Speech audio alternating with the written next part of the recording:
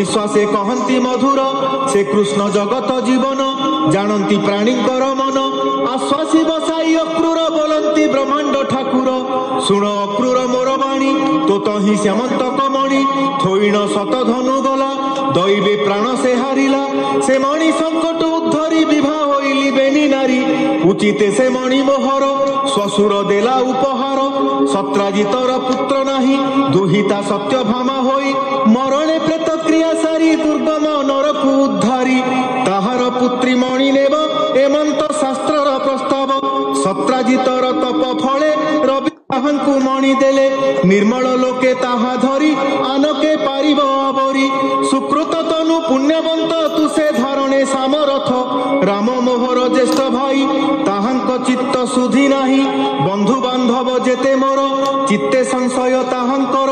एसब मध्य मणि तुही देखा मोर भाव बही ताहांक मनु जीव भ्रांति एथे मोहर मन शांति एमणि काशीपुरे नेई अनेक यज्ञ कलु तुही सुवर्ण यज्ञ वेदितर देखंती देवासुर नर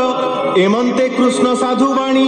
अक्रूर शुणी रत्नमणि वस्त्रे लुचाई थिला काखे सभारे थोई प्रत्यक्षे सूर्य किरण प्राय देखी जने बुझिले बेनी आखि एमंते मणि देखाइले आत्मार बाद दूर कले गोविंद करे घेनी मणि अक्रूर मुख चाहि बणी तु पुण्य कर्मा साधु जन ए मणि धारणे भजन ए मणि थाउ तोर तही एमंत कही भावग्राही निज भुवने विजे कले लोके अजस निबारिले एबे हो शुण नरनाथ तु साधु पुण्य भाग्यवंत मणिहरण साधु बाणी कर्णे शुणंती जेते प्राणी दुख दुरित अपवाद ए आदि जेते मन खेद दुष्ट श्रवण ग्रह गति श्रवणे पठने नासंती सर्वमंगल उपगत कह इति श्रीमद्भागवते महापुराणे पारमहंस्यां संहितायां दशमस्कन्धे उत्तरार्धे स्यमन्तक उपाख्याने 61तम अध्यायः।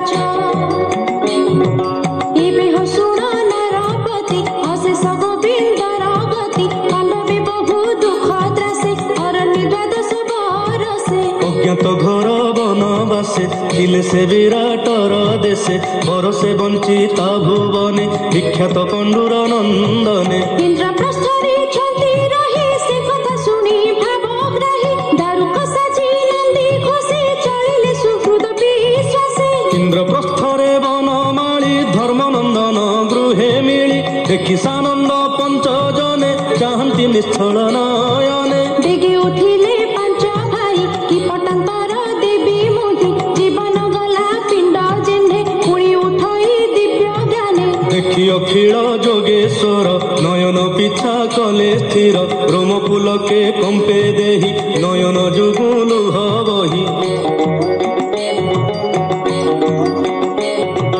धर्मनंदन भीम पादे गोविंद न मिले आनंदे पार्थक कले आलिंगन नकुलादि बेनी जन मातृकुमार सहदेव बंदिले गोविंदर पाद द्रौपदी थिले निज पुरे कृष्ण आगम जानी धीरे नम्र शिरे लज्जा भरे कृष्ण को न मिले अंतरे कुंती गोविंदे थोड़ा करी तोलिला बेनी भुजे धरी बंधु कुशल पुछा करी द्रौपदी कर करे धरी मुकुंद बदन नाई कहते अश्रु जल बही जेमंत क्लेश वनवासे बंचिले द्वादश बरसे ताहा सुमरी कुंती कांदे मन निवेशी कृष्ण पादे कृष्ण तव दर्शन कृतार्थ कला मो जीवन हेमंते भक्त विश्वासे कृष्ण परम मन तोसे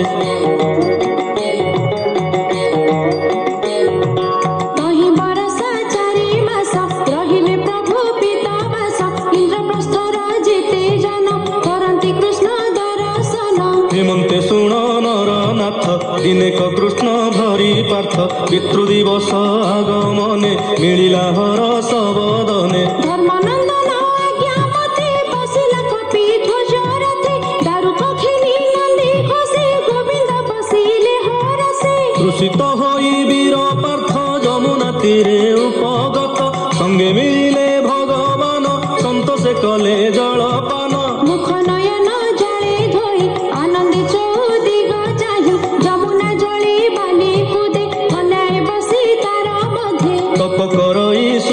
ଚାହିଁ ତାରୁକ ପାରିବ କେ କହି କୃଷ୍ଣ ବଚନେ ପଣ୍ଡୁ ବଳା କନ୍ୟା ସମୀପେ ବିଜେ କଲା। ପୁଛଇ କନ୍ୟା ମୁଖ ଚାହିଁ ତୋରୂପ ଦେଖିଲା ତ ନାହିଁ କାହାର ଦୁହିତା ବୋଲାଉ କିମ୍ବା ତୁ ଏତେ ଦୁଃଖ ସହୁ। କହ ନ କରି ମନେ ଭ୍ରାନ୍ତି କାହାକୁ ଇଚ୍ଛୁ ନିଜ ପଥି ଅର୍ଜୁନ ବାଣୀ ଶୁଣି କର୍ଣ୍ଣେ କାଳିନ୍ଦୀ କହେ ଶୁଦ୍ଧ ମନେ। ଅନ୍ଧାରେ ଜ୍ୟୋତି ରୂପ ଧରେ ପ୍ରାଣୀ ନୟନ ଯେ ବିସ୍ତାରେ ରଥେ ଗମଇ ଅନ୍ତରିକ୍ଷେ ତାର ଦୁହିତା ମୁଁ ପ୍ରତ୍ୟକ୍ଷେ। ସେ ତତ ଆଜ୍ଞା ପରମାଣେ ଦୁସ୍ତର ତପ ଚରଣେ ଅତି ନିଷ୍ଠୁର ଘୋର ଦୀକ୍ଷା ତପ କରଇ କାନ୍ତ ଇଚ୍ଛା। ହରିଙ୍କି ତପି ଦୋଷ କରି ହୋଇବି ତାର ପରିବାରି କାଳିନ୍ଦୀ ନାମଟି ମୋହର ପିତାମହର ଦିନ କର। ଯାବତ ନ ପାଇବି ହରି ପ୍ରାଣ ଛାଡ଼ିବି ତପ କରି ମୋହର ସତ୍ୟ ଏ ବଚନ ଶୁଣି ଅର୍ଜୁନ ତୋଷ ମନ।